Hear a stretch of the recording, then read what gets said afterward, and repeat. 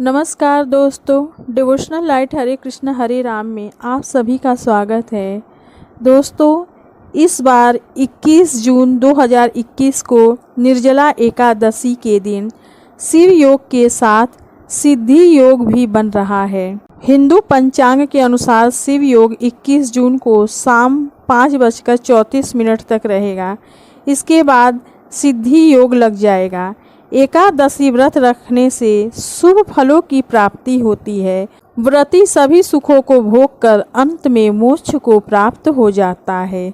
वैसे तो हर महीने में 2 एकादशी तिथि आती है। ज्येष्ठ मास के शुक्ल पक्ष में आने वाली निर्जला एकादशी सभी एकादशी तिथियों में विशिष्ट है।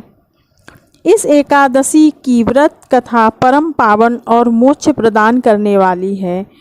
तो आइए जानते हैं निर्जला एकादशी कथा के बारे में। पौराणिक कथा के अनुसार एक बार भीमसेन व्यास जी से कहने लगे कि हे पितामह, भ्राता युधिष्ठिर, माता कुंती, द्रौपदी, अर्जुन, नकुल और सहदेव आदि सब एकादशी का व्रत करने को कहते हैं, परंतु महाराज मैं उनसे कहता हूँ कि भाई मैं भगवान की भक्ति पूजा आदि तो कर सकता हूँ, दान भी दे सकता हूँ, परंतु भोजन के बिना मैं नहीं रह सकता। इस पर व्यास जी कहने लगे, हे भीमसेन, यदि तुम नरक को बुरा और स्वर्ग को अच्छा समझते हो तो प्रति मास की दोनों एकादशियों को अन्न मत खाया करो।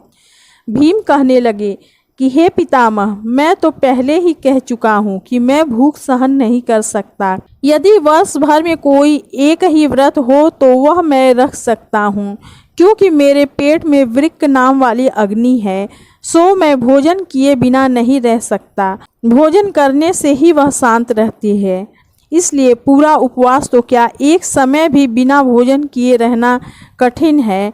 अतः आप मुझे कोई ऐसा व्रत बताइए जो वर्ष में केवल एक बार ही करना पड़े और मुझे स्वर्ग की प्राप्ति हो जाए। इसके बाद महर्षि व्यास जी कहने लगे कि हे पुत्र, बड़े बड़े ऋषियों ने बहुत शास्त्र आदि बनाए हैं जिनसे बिना धन के थोड़े परिश्रम से ही स्वर्ग की प्राप्ति हो सकती है। इसी प्रकार शास्त्रों में दोनों पक्षों की एकादशी का व्रत मुक्ति के लिए रखा जाता है। व्यास जी के वचन सुनकर भीम से नरक में जाने के नाम से भयभीत हो गए और काँप कर कहने लगे कि अब क्या करूं? मास में 2 व्रत तो मैं नहीं कर सकता।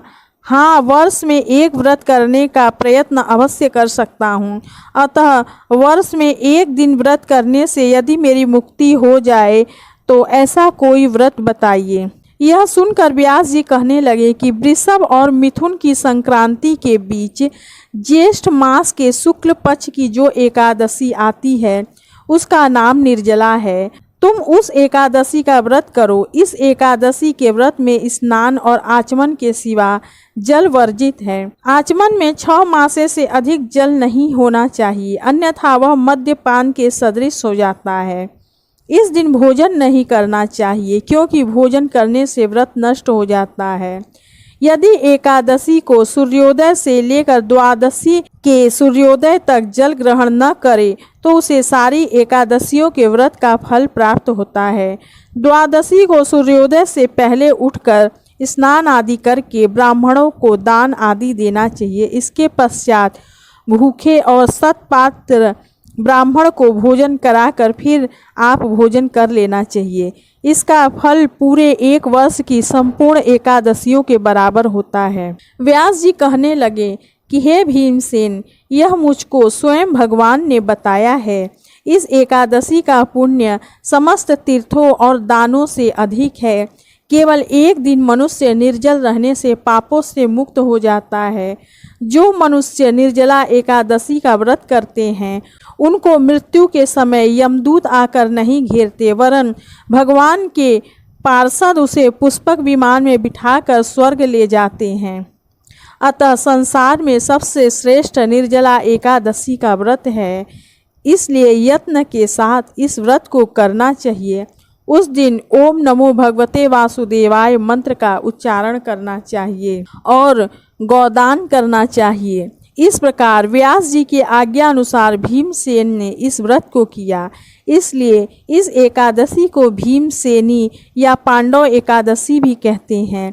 निर्जला व्रत करने से पूर्व भगवान से प्रार्थना करें कि हे भगवान, आज मैं निर्जला व्रत करता हूँ, दूसरे दिन भोजन करूँगा। मैं इस व्रत को श्रद्धा पूर्वक करूँगा, अतः आपकी कृपा से मेरे सब पाप नष्ट हो जाएं। इस दिन जल से भरा हुआ एक घड़ा वस्त्र से ढककर स्वर्ण सहित दान करना चाहिए। जो मनुष्य इस व्रत को करते हैं उनको करोड़ पल सोने के दान का फल मिलता है, और जो इस दिन यज्ञ आदि करते हैं उनका फल तो वर्णन ही नहीं किया जा सकता। इस एकादशी के व्रत से मनुष्य विष्णु लोक को प्राप्त होता है। जो मनुष्य इस दिन अन्न खाते हैं वे चांडाल के समान हैं, वे अंत में नरक में जाते हैं।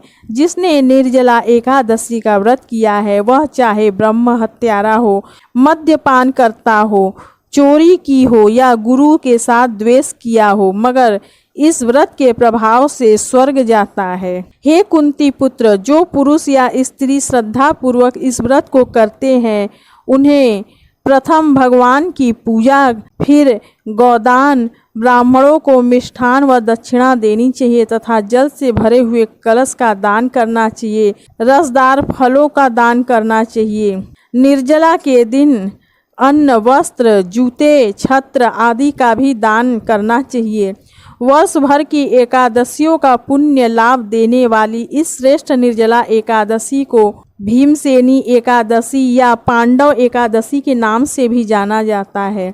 जो मनुष्य भक्ति पूर्वक इस कथा को पढ़ते या सुनते या सुनाते हैं उन्हें निश्चय ही स्वर्ग की प्राप्ति होती है। दोस्तों, स्वार्थ और भय से वशीभूत होकर ईश्वर की आराधना करना भक्ति नहीं है। निष्काम भाव से ईश्वर के प्रति समर्पित होना ही भक्ति है। उम्मीद करती हूँ यह वीडियो आपको अच्छा लगा होगा। वीडियो पसंद आए तो प्लीज़ वीडियो को लाइक और चैनल को सब्सक्राइब करिए और साथ ही बेल आइकन को प्रेस कर दें ताकि मेरे आने वाले सभी वीडियो के नोटिफिकेशन आपको तुरंत मिल सके। फिर मिलेंगे अगली वीडियो में, तब तक के लिए आप सभी को कोटि कोटि प्रणाम।